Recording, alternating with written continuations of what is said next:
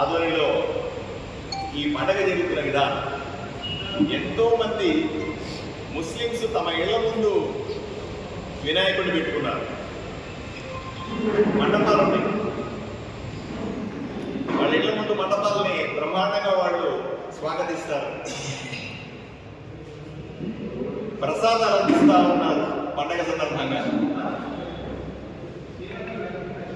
Service చేస్తా ఉన్నారు, మంచినీళ్ళు ఇస్తా ఉన్నారు, భోజనాలు వడ్డిస్తా ఉన్నారు. నేను ఈరోజు నిన్న మధ్యాహ్నం ఎన్నో అన్నదానాలకు వెళ్తే భోజనాలు వడ్డిస్తా ఉన్నారు. ఆదోనిలో గొప్పతనం కూడా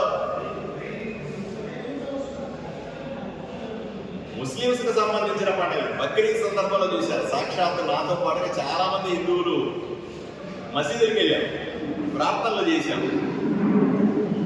నాకు ఈ రోజు నాకు సంతోషం.